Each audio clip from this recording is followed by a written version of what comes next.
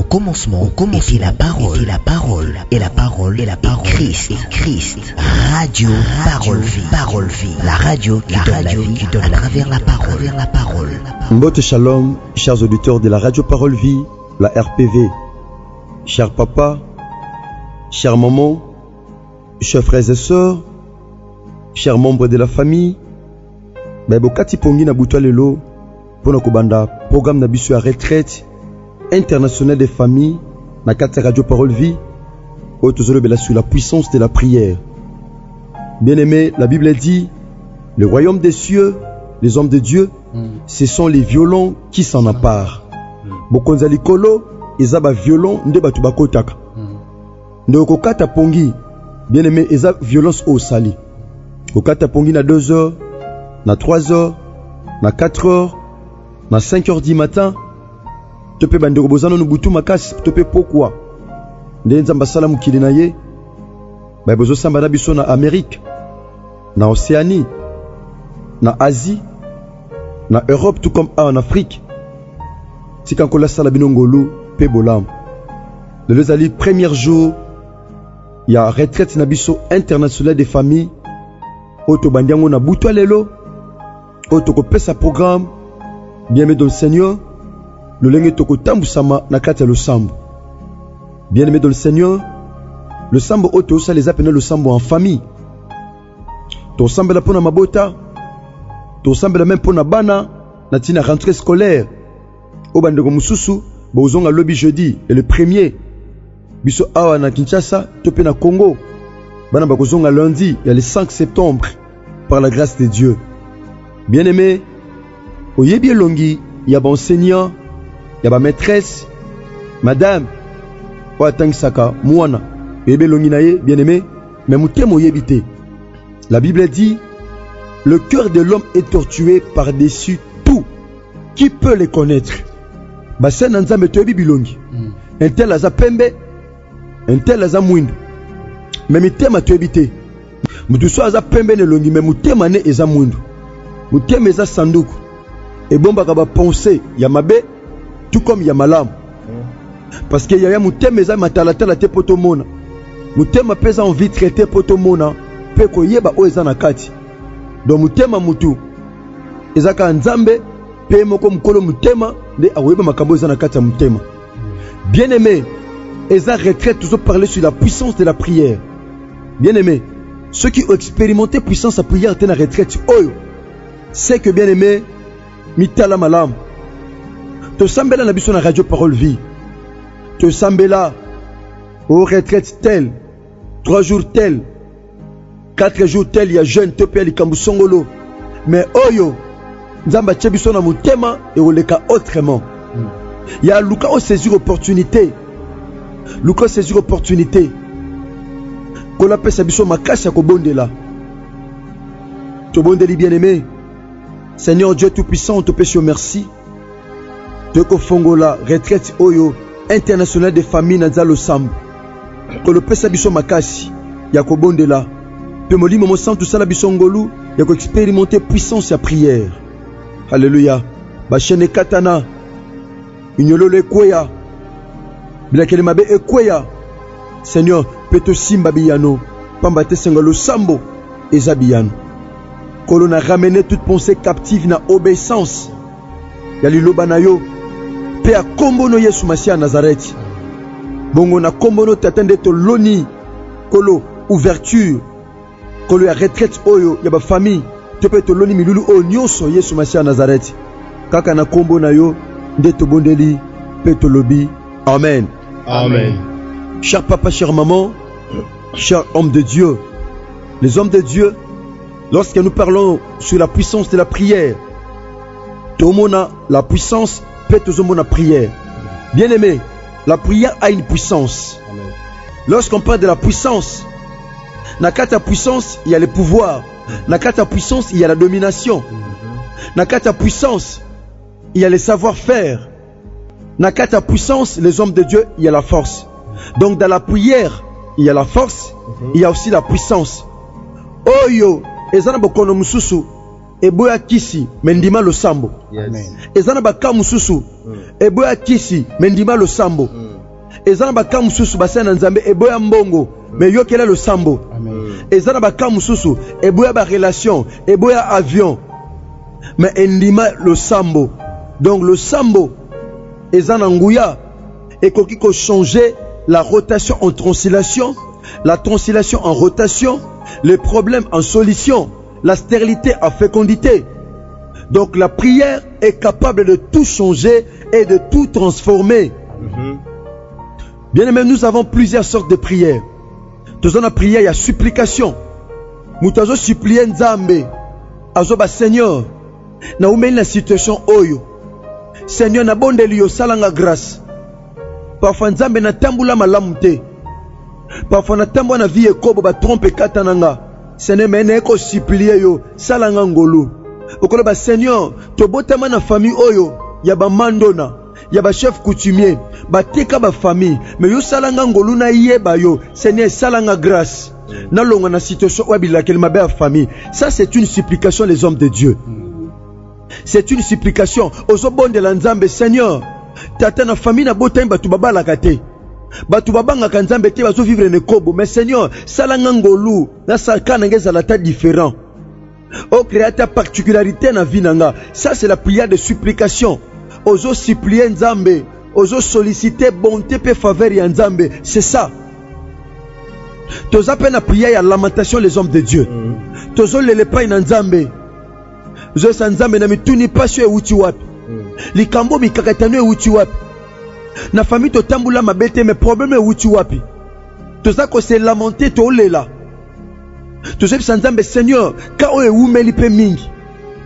Kolo ka e umeli mingi na umeli pe na problème oyo. Na umeli na soni oyo. Na umeli na humiliation oyo Seigneur.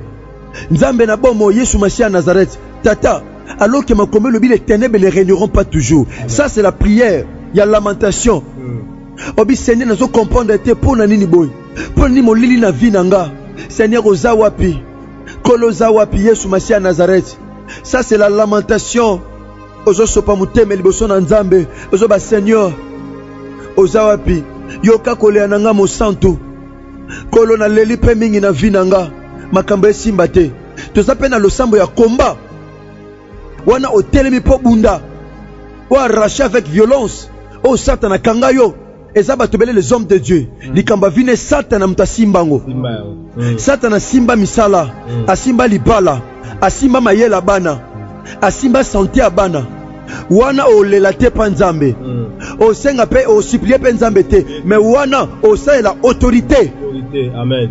Na kata losamba komba il y a l'autorité. Obi Satan okanga ki famille. Ngane ko yebisa yo. Na bokonjo pesa menanga na misala Yesu Machia Nazareth na croix. Otika famille nanga. Osimbi pe bana nga mingi. Bana nga babeli trop. Nazu autorité likolo na yo. Pamba te komama na mukana Luc chapitre 10, les hommes de Dieu, dans verset 19, Abi, voici je vous ai donné le pouvoir de marcher sur les serpents, sur les scorpions et sur toute la puissance de l'ennemi et rien ne pourra vous nuire. Amen. On est à le sambo autorité topi à combat. Le sambo ezali dialogue na Nzambe. Amen. Ezako solo la na Nzambe, bien aimé. Le sambo ezako solo na Nzambe ko lobaka te lokola perroquet. O lobaka te bien aimé. Mais yeah, ozo solo na Nzambe bi Seigneur. T'as le problème. Seigneur, ozo solo là. Oui, c'est vrai. Tout ça appelle le sambo agressivité, oui, mais le sambo ezali solo. Bien aimé, c'est un dialogue. Nakata li solo ngana loba. Nzambe pas opé sa réponse. C'est ça les hommes de Dieu. Parfois Nzambe peut sa réponse na problème na yo. Moyeba tendengo ko Nzambe. Dieu nous parle parfois mais comment l'écouter? Dieu parfois nous répond mais comment comprendre que ça c'est la réponse de Dieu? Bien aimé. Soko sambela ka pamba sans réponse. Wana ce n'est plus une prière. Et ça sous le sambote. To sambela ka po Nzambe pa ya no la biso. Voilà pourquoi biso na radio parole vito lobaka. Que le sambo ezaka biyano. Le sambo ezali solo na Nzambe. Eza manière voilà pourquoi la Bible dit dans Jacques, approchez-vous de moi, approchez-vous de Dieu et Dieu s'approchera de vous. Poussana pene Nzambe pona kawana poussana. Bien aimé, poussana pa Nzambe on recommandait bana baozonga kelas et pas na nkolo, on recommandait vino pas na nzambe pe obunda yaya. Le combat spirituel est réel. Les hommes de Dieu, la Bible dit, nous n'avons pas à lutter contre les sangs et la chair, mais contre les principautés, contre les dominations, contre les esprits méchants dans le lieu céleste. Les hommes de Dieu, nous sommes dans le livre de 1 Chronique chapitre 4 verset 9. Bien-aimés pères, vos amis en famille, s'il faut faire la Bible, vous faites la Bible, et on a une courte exhortation. Topé enseignement mukuse, bien-aimé dans le Seigneur, fongo la Biblia pour comprendre la puissance de la prière. La prière est une puissance. Ndenge maeza kananguya et pas sur la mur. Ndenge maeza kananguya et misel la kanzela. Le sambo peut coffrer nzela quelque part. Amen. Et peut tu bakanga mais le sambo toboli. Tozana mukanda na 1 Chronique chapitre 4 verset 9. Tina 10.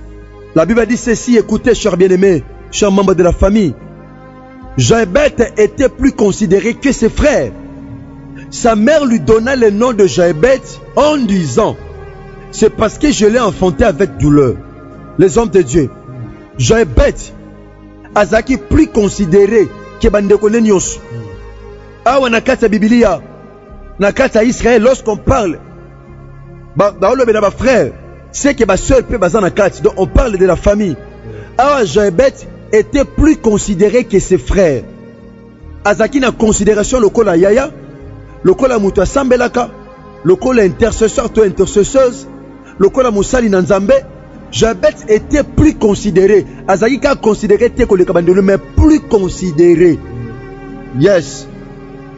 Koleka bandeko nyonso. Azaki na considération, mais sa vie avait des limites. Azaki na considération. Mon frère, il faut en considération. Le kola yamuka tanga. Le kola yamuka bala. Le kola homme et femme d'affaires. Osa considérer. Le kola musal nzambe. Le kola mutatangi s'appelle moine. Le kola une femme mariée, un homme marié. Osa considérer la famille. Bien-aimé dans le Seigneur. Considération, oui, eza malam. Mais yaya, considération sans prière. Yaya, et quoi qu'on appelle humiliation. Considération sans prière et qu'on m'appelle Sony. Awa Joëbeth était plus considéré. Bible bêtise c'était. Cher membre de la famille, cher papa, maman. Sa mère lui donnait le nom de Joëbeth en disant, c'est parce que je l'ai enfanté avec douleur. Donc à combo ba pèse lié na circonstance. Ezana ba tebele, ana combo azana ngweza lié na circonstance mo songolo. Ya yebite, mais maman peut tant soit yebi. Maman yebi mais parfois koki peut ko ignorer ango. Joëbeth combo azwaki ngona circonstance ya douleur o mama botaki. Joëbeth afandi viezo simbate. Ateka côté que zo simbate. Abala libale zo simbate. Ameka sala voyage zo simbate. Abota beba na santé ko tungisama. Atengisa bana boy e simbate. Joëbeth zo comprendre te. Ah, pourquoi vezo simbate mon frère? Et quoi ça l'appelle capona yo? Osa considérer ya bala, mais ma beauté est jusque là. Rien ne va dans ta vie. Makambo e simbezate. Ne sukobele la nzambe ta muso kanga pe maboko. To sambe la bien aimé dans le Seigneur. Mais yo ta musus o baluka. Musu pe to sambe la basana nzambe. Azo sambe la mazo sukulane basani. Musu pa zo sambe la. Azo betane masolo. Ata on sambe na biso na radio. Ata sambe na biso na WhatsApp na téléphone. Ata na nzela, ata na téléphone na YouTube, ata na ndaku bo fandi en famille bozo sambe la bien aimé. Zala concentré. Tu as un problème. Papa, maman, vous avez des problèmes. Joëbeth azaki considéré. Soka telika ka considération, il pouvait aussi croiser les bras. Awa considération, mais awa na problème. Joëbeth a tela vina ngeza considéré. Mais viens aussi mbaté. Ah yaya, faut na bele la nzambe. Je dois invoquer l'Éternel.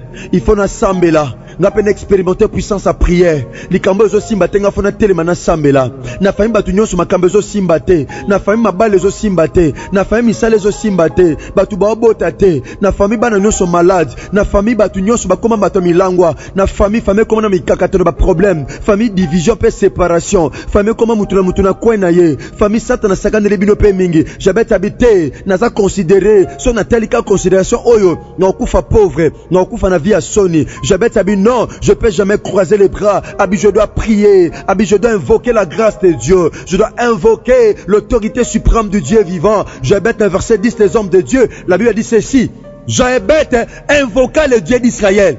Amen. Oh. Invoquer signifie appeler au secours. Asengi secours nzambe pona vie na ye. Bien-aimé, soko sengi secours nzambe na losambo, yaya, on expérimenter puissance à prière. Les hommes de Dieu, Jabet avait invoqué. Jabet abeleli nzambe.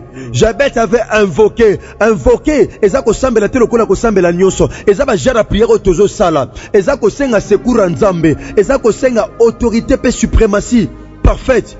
Ya Yesu Masi à Nazareth. Jabet invoqua le Dieu d'Israël. Abeleli nzambo alekiba nzambe nyonso. Yesu Masi à Nazareth. Nzambo tangu tobe la kia yanolaka. Nzambo suka kate na koyoka. E yanolaka lo samba ba santo. Nzambo toko bele na radio Parole Vie. Nzambo toko luka. Les hommes de Dieu. Jabet invoqua le Dieu d'Israël en disant Jabet a lobaki. Pai na nzambe yaya loba et pai na nzambe. Mama loba, papa loba. Osana poso sambela. Pe o expérimenter puissance Nzambe, les hommes de Dieu. Jabet bandi ko le pas Nzambe Seigneur, naza considéré. Seigneur, talabo naza considéré mais makambo simbate abandio loba na kata prière na Jabet alobi.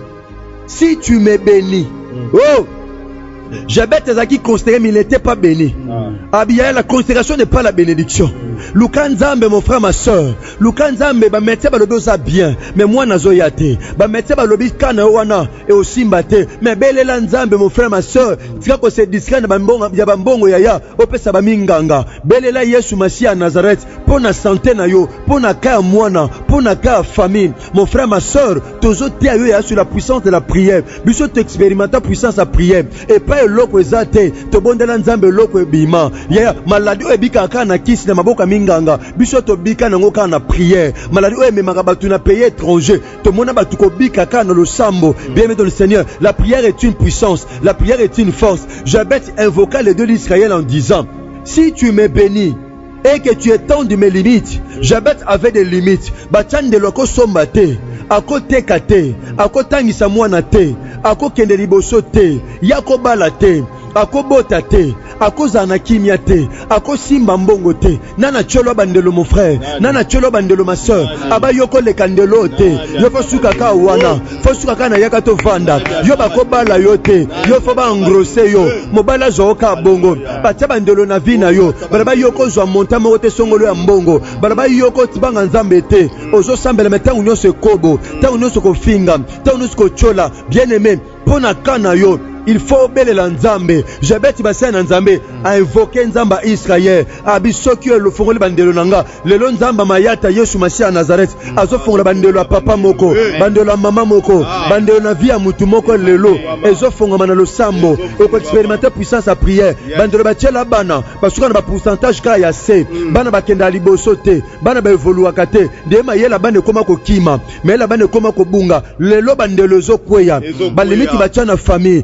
Limite bachela obana ya c'est possible la puissance à prière tu expérimenter nango bandelo kweya alobi oh azebisa nzambe abi si tu étends ta main abi si ta main est avec moi abisoki loboko no e ozali kolona nga le lolo sambo to sala ezo kitisa loboko nzambe lo sambo tozo sala ezo kitisa loboko nzambe loboko nzambe ezo kita na lo sambo tozo sala papa mama na retraite ya lelo tozo banda lelo mercredi ya loboko nzambe ezo kita abisoki loboko no ekitili konanga soko longolinga na mabe olongolinga na échec olongolinga na mawa olongolinga na soni olongolinga na pasi olongolinga na mawa tangu Jabet sambeli makomelo binase et Dieu accorda ce qu'il avait demandé. Là, il a expérimenté la puissance à prière. Nzamba pesa que ezaki posa mutema na ye. Lelo na nzalo sambo tozo sala. Mutuma wako zwa pai na nzambe. Eza posa mutema na ye. Mutuma wako expérimenté puissance à prière. Na tongwa lelo, na butwa lelo. Kande to sambela. Mutumoko a expérimenté puissance à prière.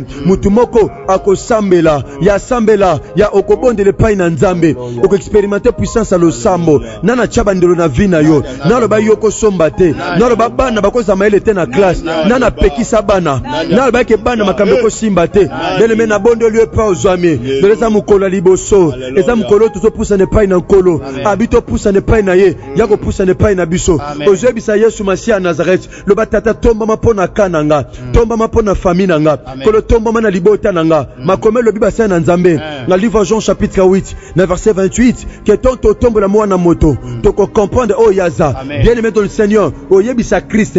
O sa le samba adoration. O ba Seigneur, tomba mana kananga. O ba Seigneur, tomba mana famille nanga. Tomba mana libota nanga. Tomba mana makambu nanga. Tomba mana bana nanga. Tomba mana mubali nanga. Na mwasi nanga. Na fiancé nanga. Ozo bete maboko ozo yebisa Christ tomba ma. Tobonde na kombo ne Yesu Masia Nazareth. Au nom de Jésus-Christ de Nazareth, le Dieu quand nous tombons les bons tombons na problème wana.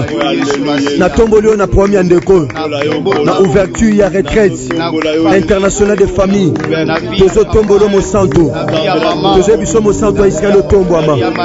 Jésus Christ de Nazareth nzamba bien. Nzamba solo pe à bon mot.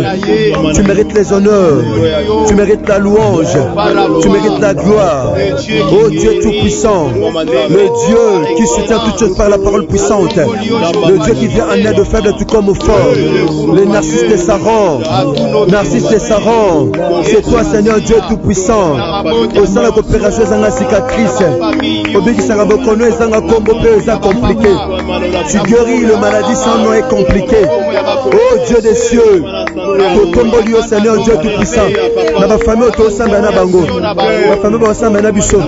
Eza na WhatsApp, eza na YouTube. Na bitumba zo komela libota oyo. Kolo tozo tombo lo mo santo. Toza ko élever au Christ. Toza biso mo konzi tombwama. Tombwama Masia Yesu. Nzambe elombe. Nzambe abikamwa. Nzamba ngolu. Nzamba makoki nyonso. Nani tokokanisa na yo. Na likolo.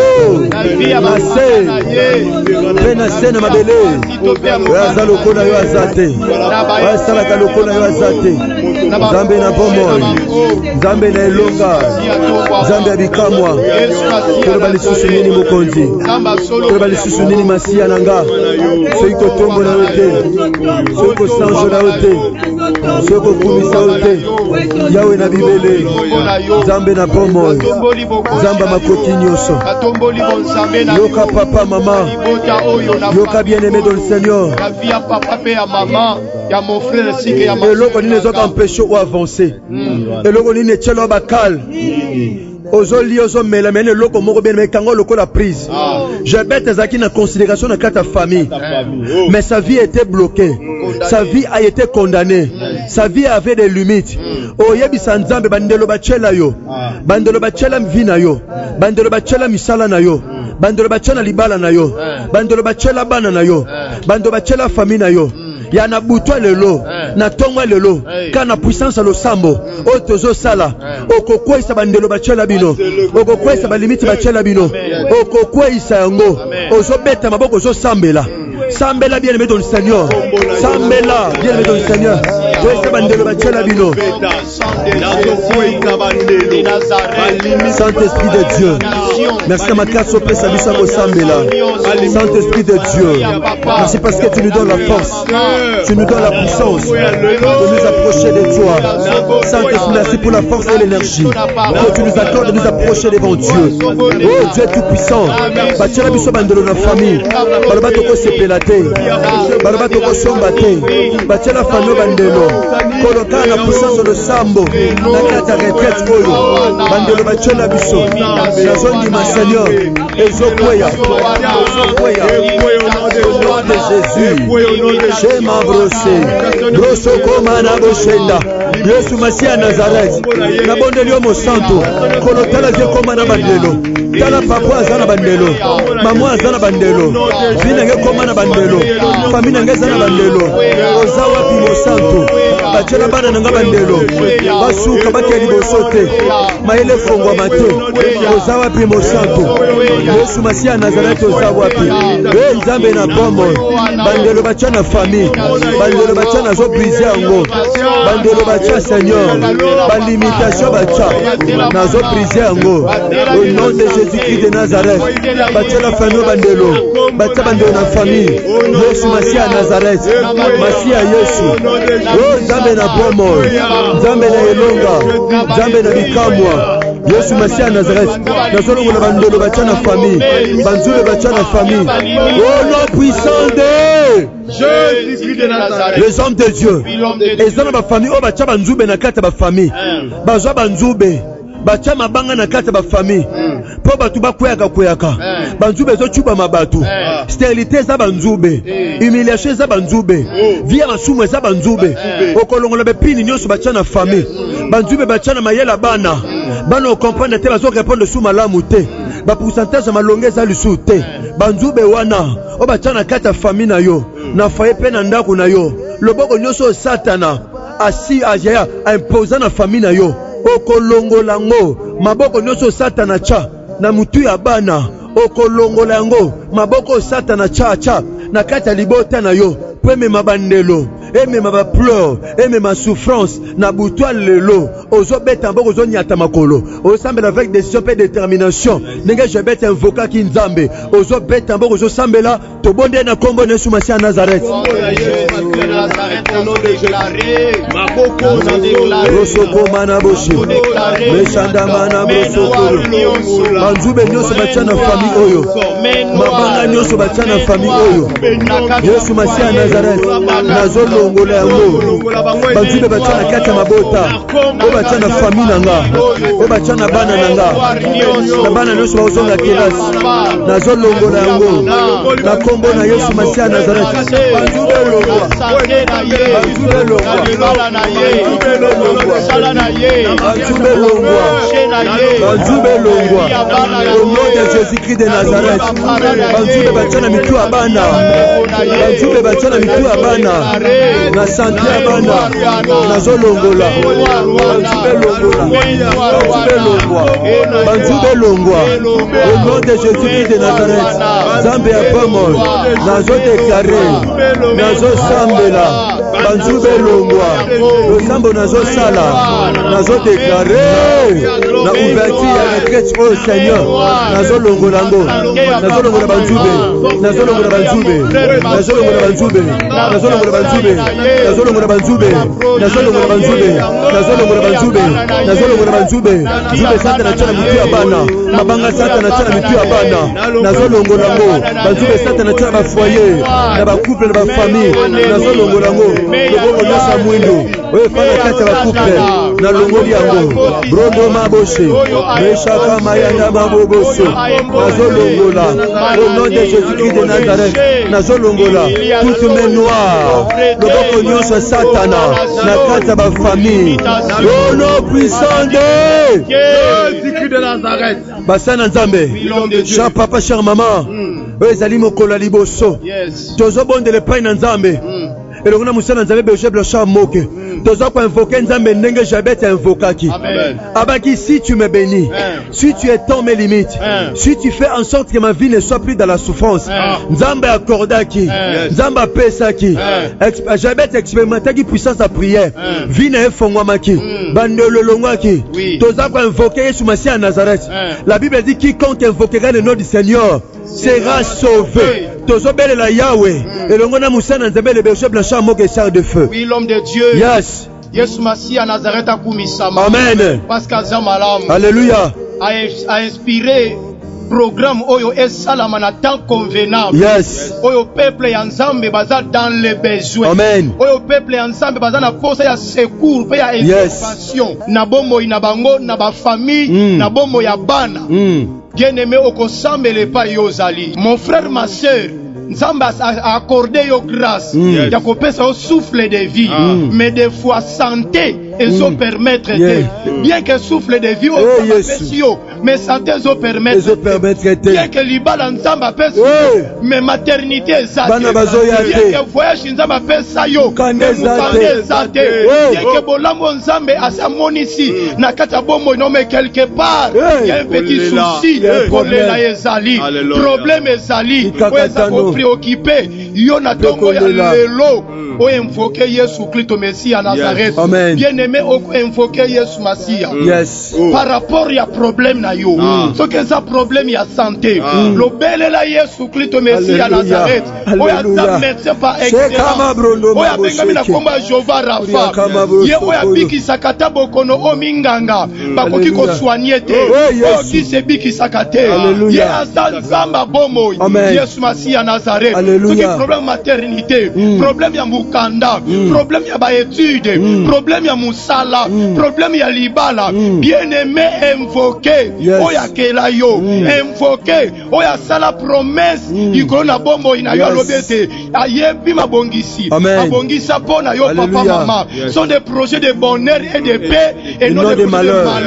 Banda ko invoqué Yesu Masia, atelema na vie na yo, na libota na yo, na ndaku na yo, na musala na yo, na santé na yo, na libala na yo, belela Yesu Masia Nazareth, Yesu Masia telema, la Bible me dit, Yesu Masia telema, Yesu Masia telema, Yesu Masia telema, Yesu Masia telema, Yesu Masia telema, Yesu Masia telema, Yesu Masia telema, Yesu Masia telema, invoquez le nom de Jésus, invoquez le nom de Jésus, mon frère, ma sœur, invoque le nom de Jésus, mon papa, ma maman, invoque le nom de Jésus, c'est matin, invoque le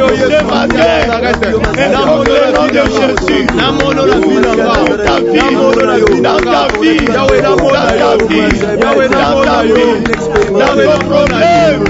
la problème na yo, la problème à santé na yo, pour la kaya santé na yo, pour la kaya santé na yo, pour la kaya santé na yo, pour la maternité na yo,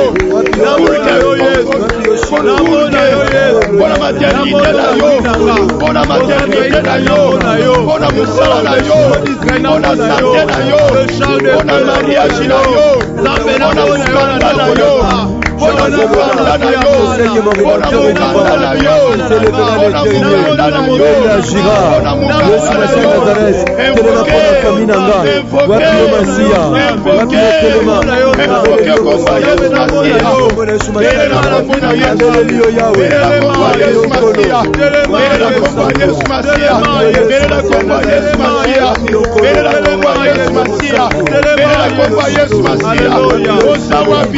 Yes, Masia, Osawapi, Kelemana Tongo ya lelo, Kelemana via mama, Kelemana via papa, Kelemana via mama, Kelemana couple oyo, Kelemana kata couple oyo, Kelemana famille oyo, Yes, Masia Nazareth, Yes, Masia Nazareth, Ona likakona Adonai, Ona likakona oyo, Meshana Maboso, Ona Maboyenda, Meya Kama Boboso, Telematata, Telema Yahweh, Telema Kolo, Telema Mosanto, oh nom puissant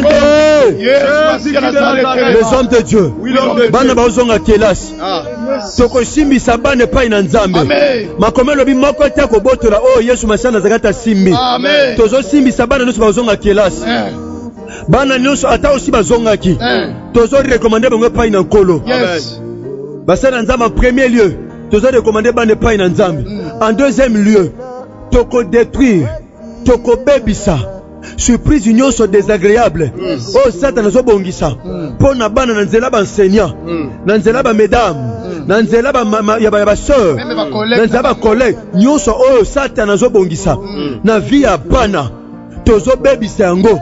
Pe tozo zo bana tozo simbisa bango epai na nkolo tosenga nkolo apesa bana mayele nkolo apesa bwania apesa intelligence apesa savoir faire epai na bana tozo beta maboko tozo bondela basali na nzambe yesu masiana moboti sambela mpona bana moboti rekomande bana epai na nzambe moboti tika bana bakozonga kelasi ata si bazongaki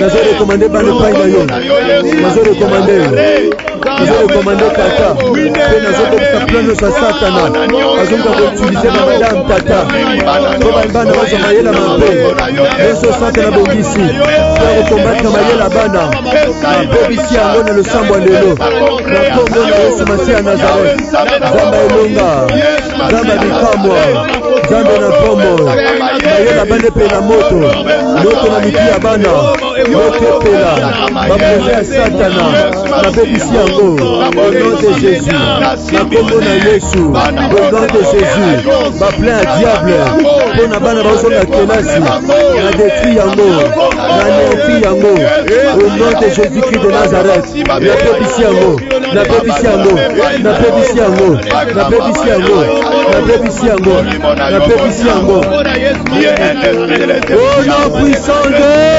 Jésus-Christ de Nazareth moboti na bondele pa ozwami soza na bana simbaka bana so na bozwi bana te nzambe ovisite no apesa bino bana amen papa simbanaka na mama epai bozwami so bana baza bosimbani en famille tosambela basi na nzambe les hommes de Dieu nous déclarons maintenant pour toutes ces familles baza branché na ngonga oyo eza na WhatsApp to pe na YouTube to déclarer le kona bango kolo toko présenter babo to bosamba na biso longo toko présenter bano bazosonga kelasi amen to pe aussi bazonga kito oba ozonga lobby Jésus to bazonga lundi ya le 5 kolo to recommander bango pa ina au Seigneur kolo simba baboti simba bana plan nyonso ya satana pona ko détruire mayela bana pona ko initier bana mayela mabe amen tata na kombo na Yesu Masiya Nazareth. Les hommes de Dieu, la Bible dit, tu sais que nous lierons sur la terre, c'est aussi lié dans le ciel. Tu sais que nous délierons sur la terre, c'est aussi délié dans le ciel. Si la lumière y a nzambe bana kongengisa. Engengisa libota na yo au nom de Jésus-Christ de Nazareth. La lumière de Dieu engengisa bana. Engengisa mayele ya bana. Engengisa vie ya bana. Étoile na yengenga. Satan ko kanga étoile ya bana te. Satan ko kanga étoile ya bana te. Simbate. Kolo totombolo na vie ya bana. Pia baboti. Totombolo kolo na ouverture ya retraite internationale des familles. Oto bandi mokolo lelo. Kolo to recommander nyonso na salo boko na ngolo. Amen. Pe suite ya programme o tata to recommander ngwe pa na yo. Amen. Wana to ko pesa nos po to balolenge to ko tambusa na retraite. Wana ko continuer ko zana biso longo. Amen. Na pamboli mabota no se sambe na biso. Na mabota ko sambe na biso après même na rediffusion. Tata tika ba bénéficier na bolam ozo sa la biso na kata lo sambo o. Amen. Kolo le chiffre 1 za chiffre précision et le seza moko tata ba ponanga te bazwaka tika ndeko moko azwa précision na vie na tombo na vie au nom de Jésus na kombo na Yesu Kristo na Nazareth ndeto bonde na kondima baso lokola peuple moko peto lobi merci Seigneur Jésus-Christ de Nazareth. Merci Seigneur Jésus-Christ. Acclamons Dieu, acclamons Dieu. Acclamons Dieu, acclamons Dieu. Merci papa, merci maman, merci les hommes de Dieu, chers membres de la famille, kola pambolayo de cause branché na radio Parole Vie et na YouTube tout na WhatsApp. Programme de trop procédé. Nous continuer en activité na biso de les amokola liboso. To chité na ngo mokolo ya samedi 3 septembre. Donc ma coquille le les athées tout ça tellement limité. Bien aimé, to procédé boy. Ne to sambeli boy na butu makasi na kata retraite to za to liate. Mais to melaka mai to peju.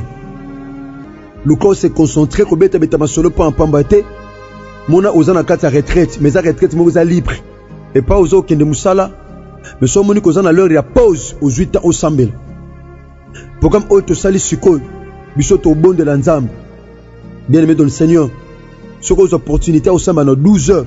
Biso to samba na 12 heures. Bien aimé to samba la peine à 15 heures. Peut au samba na ngonga il y a 18h30. Pourquoi tu en as prié mercredi, le coup la mercredi, tu en as prié na poko aller sur l'église. Donc toi aussi ça programme l'église. Donc 18h30, tu 47 au bandi prière. Saute aussi ici, tu fais l'hygiène, to lier quelque chose. Bien aimé, bongo na ngonga, il y a 23 heures.